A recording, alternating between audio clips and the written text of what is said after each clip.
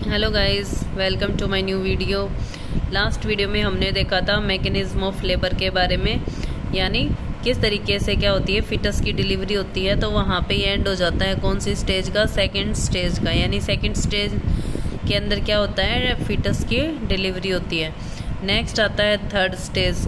Third stage के अंदर क्या होता है कि जो प्लेसेंटा है और जो मेम्ब्रेन है वो क्या होती हैं, एक्सपेल आउट होती हैं।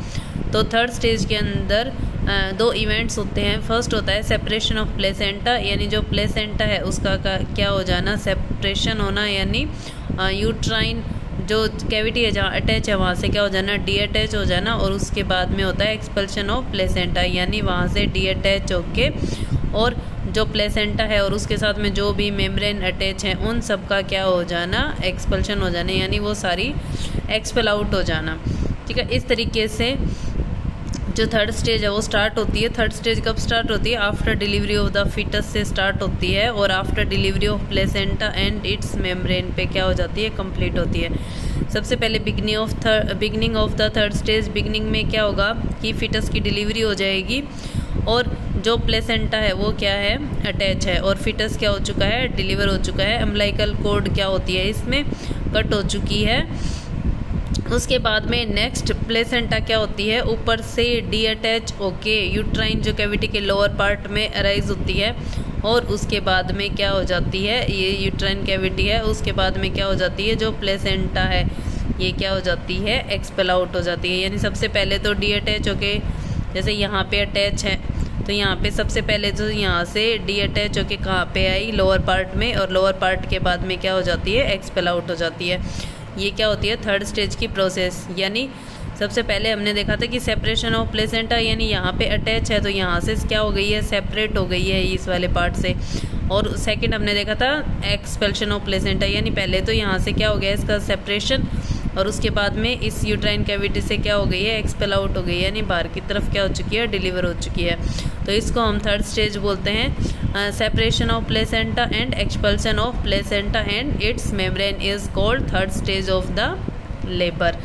नेक्स्ट जो प्लेसेंटा के सेपरेशन के मेथड्स हैं वो टू मेथड होते हैं जिनके अकॉर्डिंग क्या होती है, प्लेसेंटा सेपरेट होती है। जैसे एक तो सेंटर होता है, एक होता है मार्जिनल, यानी या तो जो प्लेसेंटा का सेपरेशन स्टार्ट होता है सेंटर से, यानी सेंटर से मान लो प्लेसेंटा क्या होना स्टार्ट हो गई, सेपरेट होना स्टार्ट हो गई है।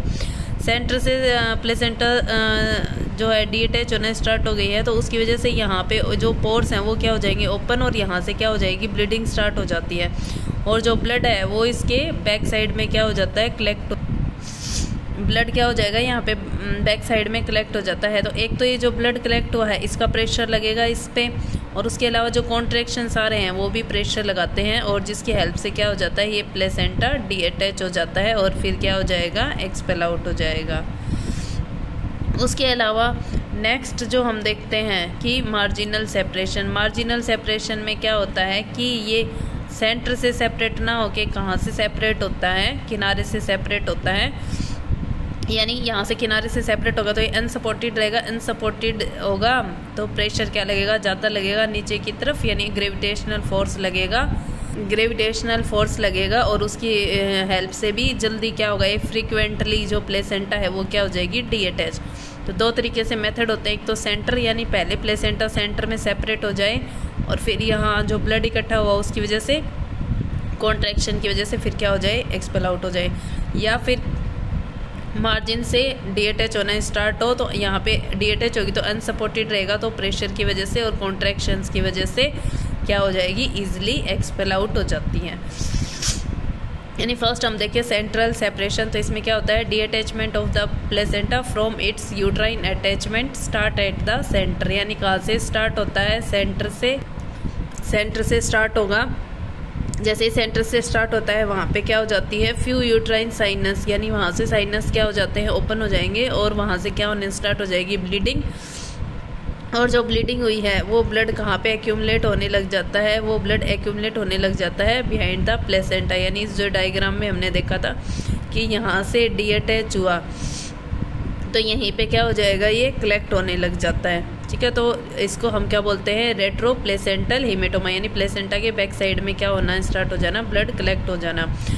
With increasing contraction more and more D attachment occur facilitated by weight of the placenta. एक तो जो प्लेसेंटा के खुद के वेट की वजह से, और दूसरा जो कॉन्ट्रैक्शन क्या हो रहे हैं, इंक्रीज हो रहे हैं उनकी वजह से, और जो तीसरा जो ब्लड इकट्ठा हुआ है रेट्रोप्लेसेंटल ब्लड, उसका भी क्या लगेगा, प्रेशर लगेगा। और until wall of the placenta get detached, ये सारी चीज़ें मिलके इसको क्या करते हैं, फैसिलिटेट करते हैं प्लेसेंटा को सेपरेट होने के लिए।